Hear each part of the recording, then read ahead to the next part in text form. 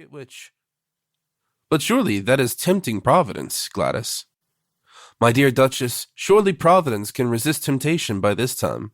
I think everyone should have their hands told once a month, so as to know what not to do. Of course, one does it all the same, but it is so pleasant to be warned. Now, if someone doesn't go and fetch Mr. Podgers at once, I shall have to go myself. Let me go, Lady Windermere, said a tall, handsome young man who was standing by listening to the conversation with an amused smile. Thanks so much, Lord Arthur, but I'm afraid you wouldn't recognize him. If he is as wonderful as you say, Lady Windermere, I couldn't well miss him. Tell me what he is like, and I will bring him to you at once. Well, he is not a bit like a chiromantist. I mean, he is not mysterious or esoteric or romantic-looking. He's a little, stout man with a funny, bald head and great gold-rimmed spectacles. Something between a family doctor and a country attorney. I'm really very sorry, but it is not my fault. People are so annoying. All my pianists look exactly like poets, and all my poets look exactly like pianists. And I remember last season asking a most dreadful conspirator to dinner, a man who had blown up ever so many people, and always wore a coat of mail and carried a dagger up his shirt sleeve. And do you know that when he came, he looked just like a nice old clergyman and cracked jokes all the evening?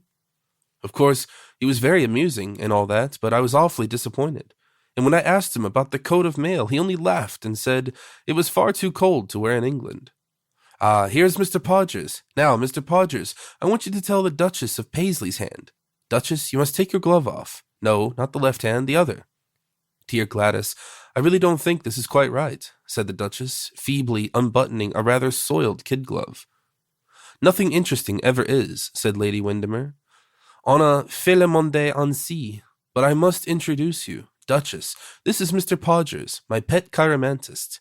Mr. Podgers, this is the Duchess of Paisley, and if you say that she has a larger mountain of the moon than I have, I will never believe in you again. I'm sure, Gladys, there is nothing of the kind in my hand, said the Duchess gravely. Your Grace is quite right, said Mr. Podgers, glancing at the little fat hand with its short square fingers. The mountain of the moon is not developed. The line of life, however, is excellent. Kindly bent the wrist. Thank you. 3 distinct lines on the recette. You will live to a great age, Duchess, and be extremely happy. Ambition, very moderate. Line of intellect, not exaggerated. Line of heart. Now do be indiscreet, Mr. Podgers, cried Lady Windermere. Nothing would give me greater pleasure, said Mr. Podgers, bowing, if the Duchess ever had been, but I am sorry to say that I see great permanence of affection, combined with a strong sense of duty. Pray go on, Mr. Podgers, said the Duchess, looking quite pleased. Economy is not the least of your Grace's virtues, continued Mr. Podgers, and Lady Windermere went off into fits of laughter.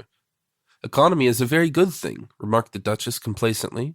When I married Paisley, he had 11 castles, and not a single house fit to live in. And now he has 12 houses, and not a single castle, cried Lady Windermere.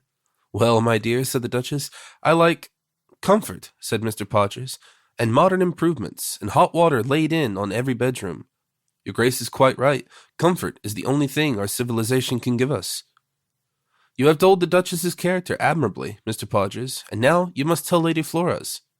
And in answer to a nod from the smiling hostess, a tall girl with sandy Scotch hair and high shoulder blades stepped awkwardly from behind the sofa and held out a long, bony hand with spatulate fingers. Ah, a pianist, I see, said Mr. Podgers. An excellent pianist, but perhaps hardly a musician. Very reserved, very honest, and with a great love of animals. Quite true, exclaimed the Duchess, turning to Lady Windermere. Absolutely true. Flora keeps 24 collie dogs at McCloskey, and would turn our own townhouse into a menagerie if her father would let her. Well, that is just what I do with my house every Thursday evening, cried Lady Windermere, laughing. Only I like lions better than collie dogs. You're one mistake, Lady Windermere, said Mr. Podgers with a pompous bow. If a woman can't make her mistakes charming, she is only a female, was the answer. But you must read some more hands for us. Come, Sir Thomas, show Mr. Podgers yours. And a genial-looking old gentleman in a white waistcoat came forward and held out a thick, rugged hand with a very long third finger. An adventurous nature, 4 long voyages in the past, and 1 to come. Been shipwrecked 3 times. No, only twice, but in danger of a shipwreck your next journey. A strong conservative, very punctual, and with a passion for collecting curiosities. Had a severe illness between the ages.